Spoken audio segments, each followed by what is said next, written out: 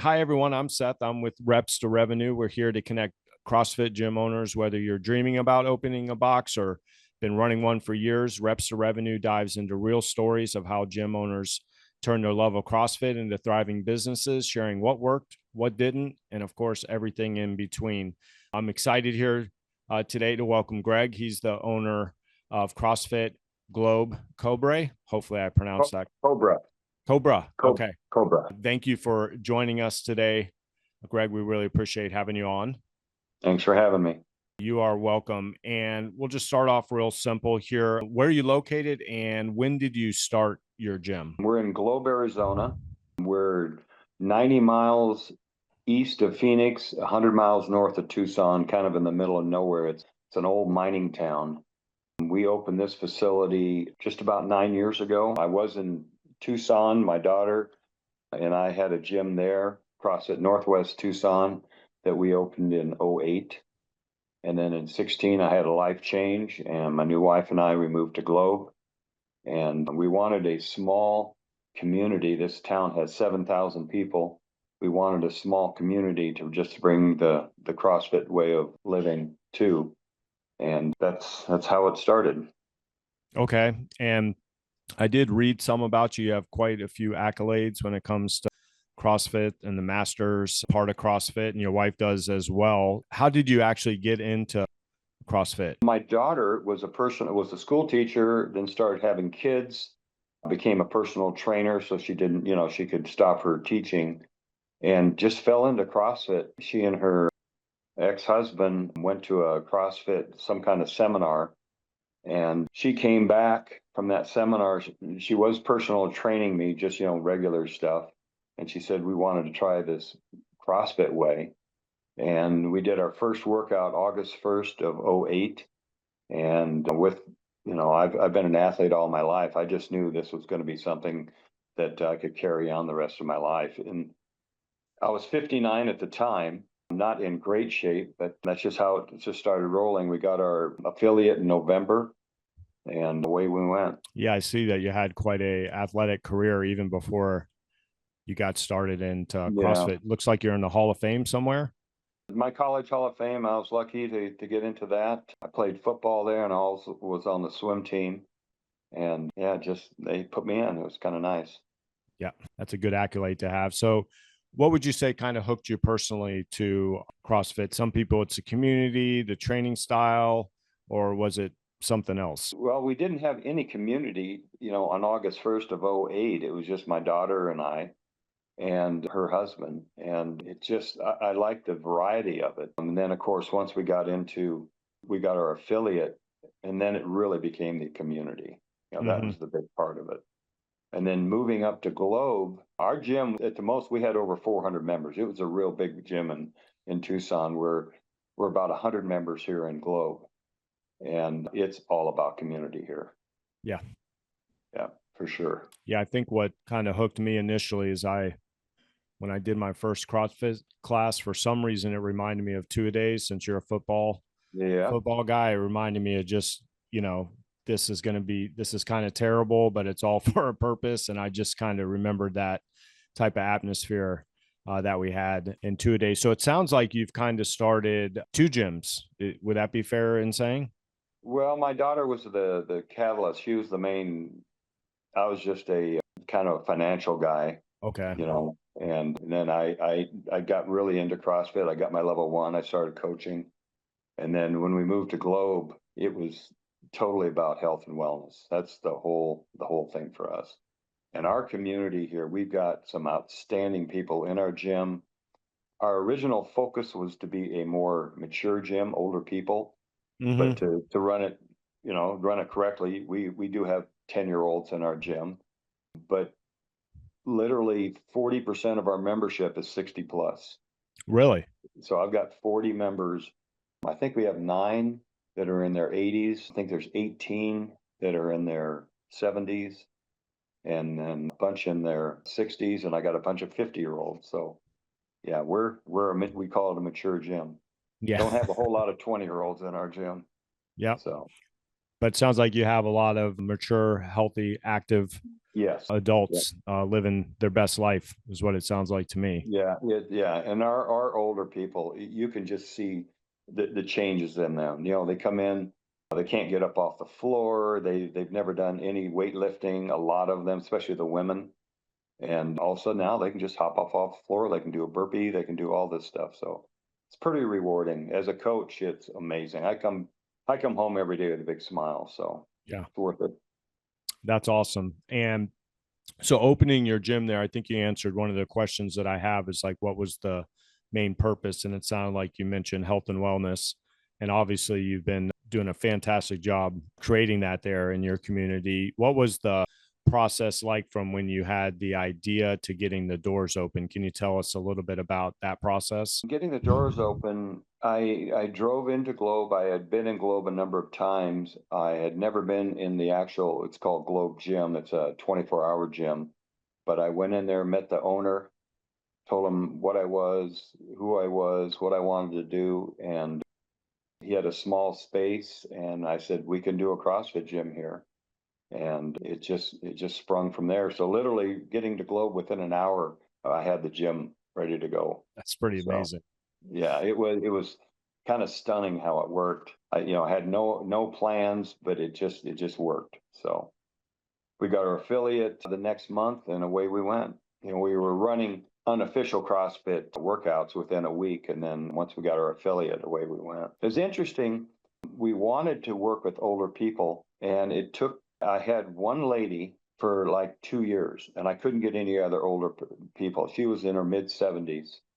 She's still with us. She's 80 now. But it took COVID really to make the people want to start getting healthy again. Because So after that was, COVID, our membership skyrocketed after COVID. We more than doubled our membership after the initial part of COVID. wow, So that's amazing. So COVID helped drive some health consciousness there in your area. I think so. And also what we did, of course, they closed our gym, and we literally didn't miss a class. We moved everything up to our house, and we started running classes with, small classes, 6 people per class. And I don't know if that just told the public, hey, we're here, we want to help you or what. But that COVID is, again, we doubled our membership because of COVID. So, and then the older classes, we call them the legends and the boomers, they just Uh-huh. skyrocketed right after that. Mhm. I had the legends. We allowed 12 people, and then I had a waiting list. And then the waiting list got so big, I just opened another class, and that filled up to 12 immediately. And then one of our earlier classes in the morning, our 7 o'clock class, typically has 8, 9, 10, 60-plus-year-old people in that class. Mhm. So yeah, it's pretty good. So it doesn't sound like you faced any major. I mean, you said you got things done in an hour of arriving in Yeah, town. yeah, So yeah. no big It funding, location, support, anything. no, no, that it was just meant to be. It was Okay. meant to be. Yeah. Because we So, didn't have to fight about getting a building. They already had the building. It was pretty much well equipped. It's just a training center. mhm. And yeah, it was pretty good. Did you draw your initial CrossFit members from the 24-hour fitness? Is that kind of No, not really. It's just people we met said, okay, we'll try it. And some of them have stuck, some of them haven't. Some people, saw what they're doing, and they would peek in, and hey, give it, take a couple classes for free, see if you like it. And some of mhm. them are still with us. So, but like any CrossFit gym, your retention is huge. It's keeping your people. I don't have much trouble keeping the older people. They want to stay. It's your typical 20, 30-year olds that, they'll do it for a couple of years and they fall off. Right. Get into So something else or yeah, move or yeah. well, they just, it's CrossFit's problem. The retention is a big deal. If there was anything, Greg, that you, as far as setting up your gym, is there anything that you look back on that you would do differently at all? The physical setting up, or Just just just kind of overall, like how your gym started to kind of mature and gain traction. Is there anything that you would have done differently? I mean, so far it sounds like everything just happened in a real it, organic, pretty simple that's the best way transition. to pull it. We just let it happen. I am a huge disciple of Greg Glassman. Didn't worry Okay. about the money. We just worried about excellence and coaching. That's all we did. And then Mhm. we started getting, as far as getting other coaches, we have a total of 8 now. You watch people work out, you interact with them, and then if they're the right person, you ask them if they want to coach. And most of them say, yeah, I'd like to try it. And I've got some amazing coaches right now. I looked on your website. It looks you have quite a few well-established, good team around you for sure. Yes. Yeah. I'm very proud of our coaching staff. They're just excellent. So since this is reps to revenue, we talk a little bit about the revenue stream, and because that's what some CrossFit gym owners want more information on or need to make some changes or in one way or another. Is your most successful revenue stream for your gym? Of course, that's probably the membership for your members. Correct. Yeah. Okay. Yeah. That's all I worry about. I just, we want to be as good as we can be, safety's number one. And then just, keeping the people happy is the deal. And our community is amazing. Yeah. Sounds like you got a great thing going on there, Greg. Have you tried anything that maybe flopped, like different types of classes, services, products, anything like that you tried to implement and maybe it just didn't work out as planned? In Tucson, we did that. We tried everything. We'd work out on street corners. We would do the Groupon thing. We tried all these different things. We did, minimal advertising, and we don't do any advertising. We don't do any real promotions other than maybe having some competitions, but keep our members happy is the key. Yep. All it is. And we already kind of talked about this, but sounds like your retention is really well, especially with the crew that you have, other than, like you mentioned, some of the 20-year-olds come in. Yeah, the young ones, they're always my wife, if they haven't been around for a couple of weeks, she's on the phone or texting them saying, where are you at? And they all have that excuse, well, life came up or whatever, and that's fine. But my older people, they don't want to leave. I've lost a few. I had one passed away. I had another one had to leave because of just some personal problems, but majority of them, they're gonna be there. They keep prodding me. You're gonna keep coaching, aren't you? Well, I'm gonna try.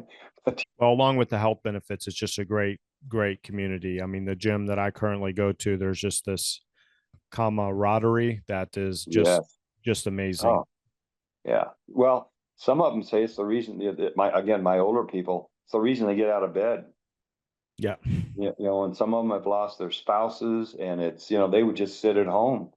So it gets them out. They've got a great little community.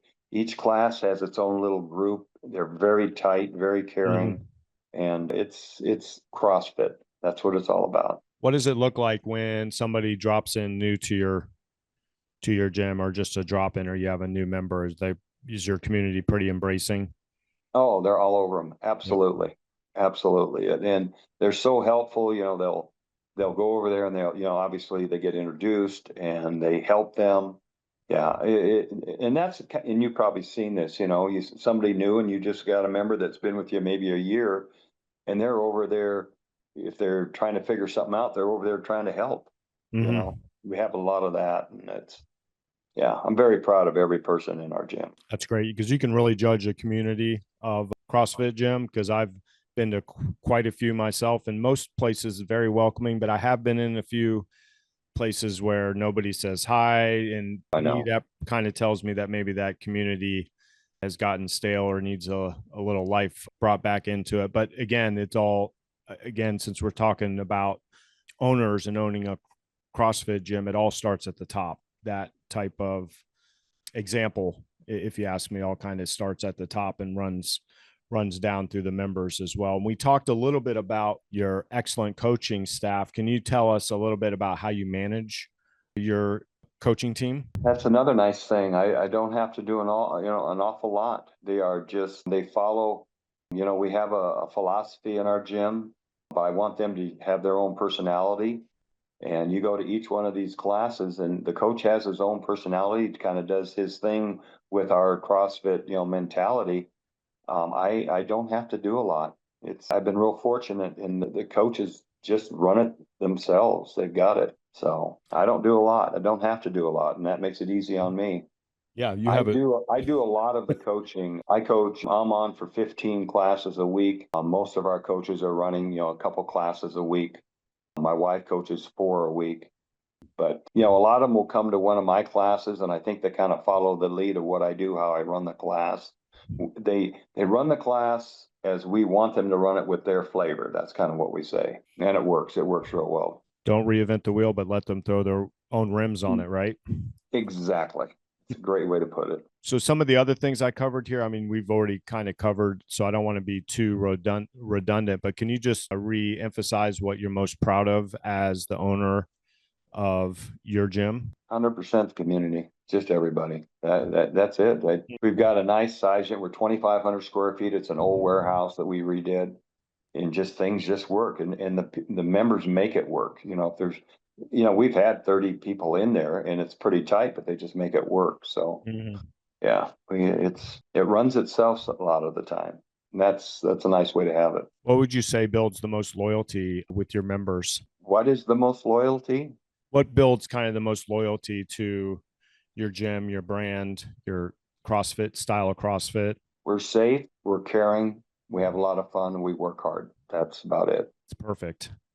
And we talked a little bit, I think you mentioned a little bit about marketing, of course, and CrossFit, in my opinion, and what I've seen the most successful word of mouth.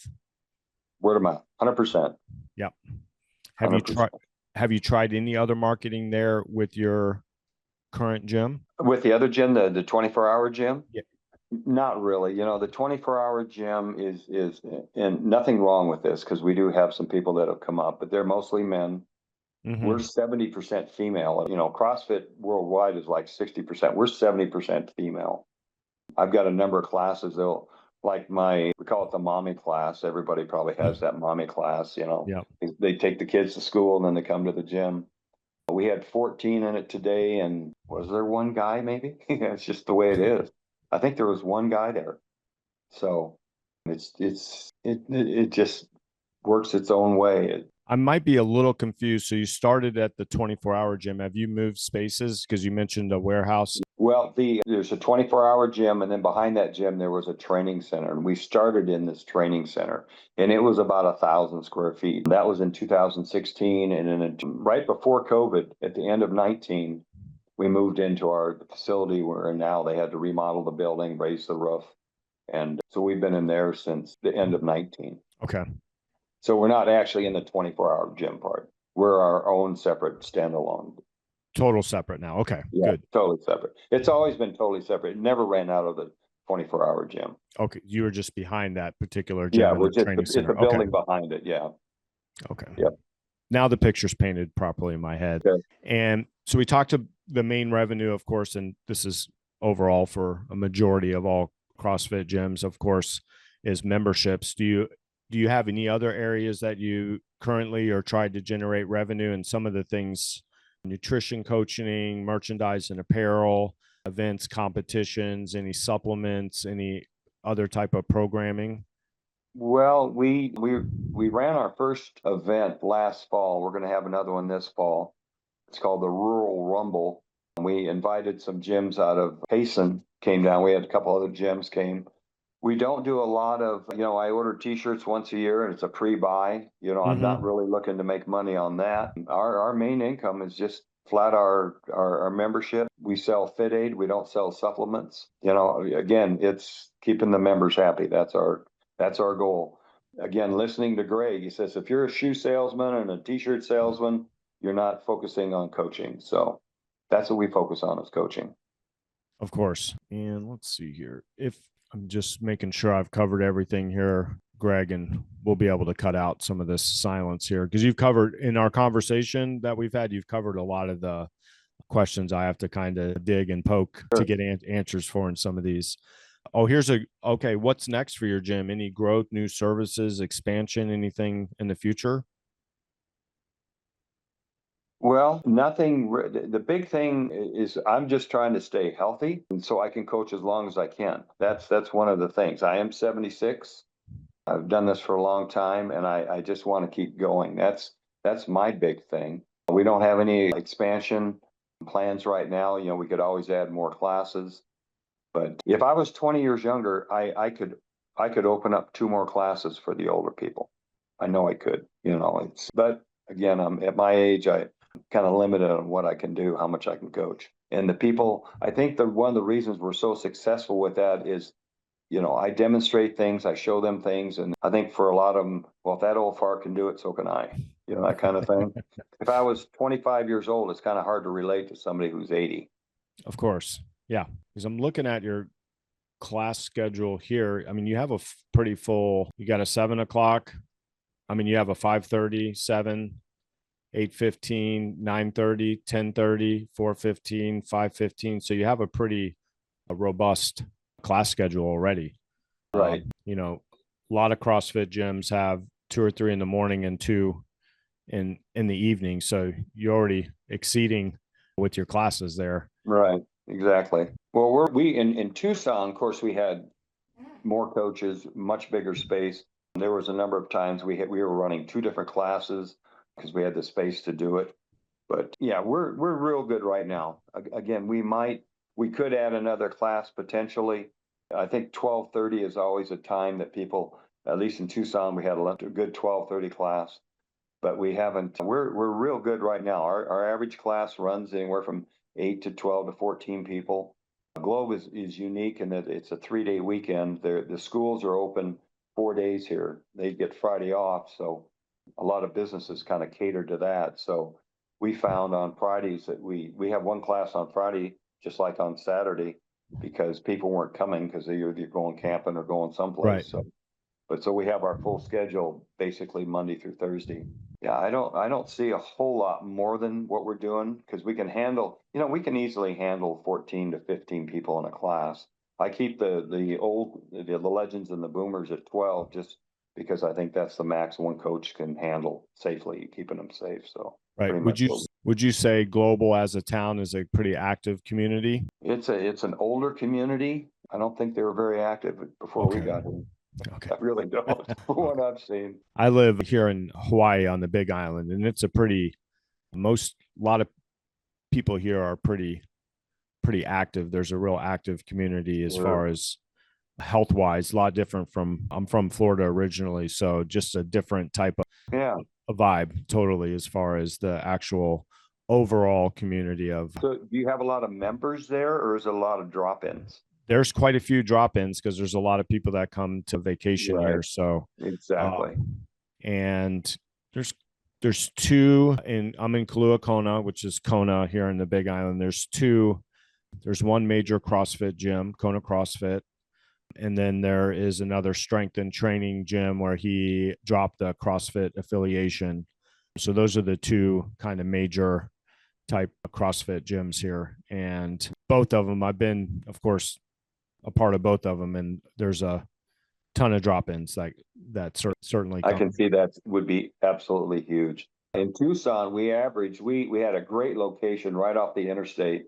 We probably averaged 2 drop-ins a day. Here we don't even get 2 a month, in Globe. But I've been to Maui a number of times. We were actually in Maui 2 months before the fire in Lahaina and CrossFit. I think it's CrossFit Lahaina. Do you know Freddie Camacho? Does that name ring a bell? I've been over there a few times. I've been to that gym a few times. So if he was there, is he the owner of? No, he's just, he and his wife, they're both games competitors. Okay. And we walked in and Freddie and I had met back in like 2010 at a local competition in Phoenix. And I had seen him at the games and, we'd conversed there. But yeah, it was kind of interesting just to walk in and, hey, Freddie, how you doing? So I don't even know if that gym survived the fire. Was just. It didn't do well. They had to go to the beach and, start doing that was just a terrible, of course, I'm sure you're aware. It's just, that was a terrible Horrible thing. Yep.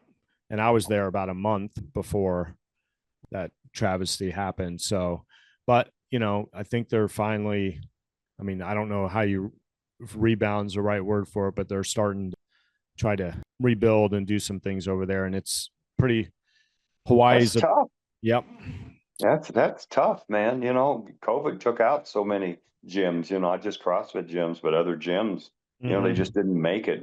I think we would have made it but they closed this for 7 weeks and I just called the members. I said, bring your pickup. We moved everything. We moved the floor up to we have a big driveway and we ran classes here. Then they said we could go back and we moved everything back. And then a few weeks later, they said, yep, you got to close again. I didn't even have to make a phone call. People just showed up with their trucks. We moved everything back up to the house. Again, we never missed a class. So, and we had our local sheriff, we're out in the county. The local sheriff said, I'm not going to close anybody for, trying to keep their business open. So, but these businesses that literally couldn't open up, what do you do for that length of time, So that was terrible. It was terrible.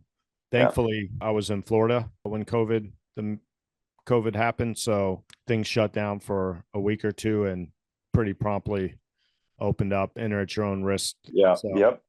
Yep. So I think the gym I was going to at the time, I think it was like 4 or 5 days that they were closed, because there was reasons to be afraid in the beginning, of course. You didn't know. Absolutely.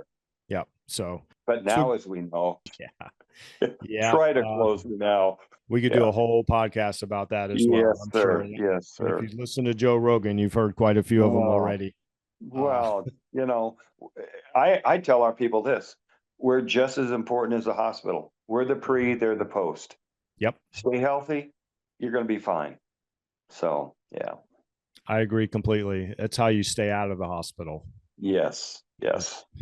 And so many of my members, these older people especially, they were telling their spouses, do not put me in the hospital.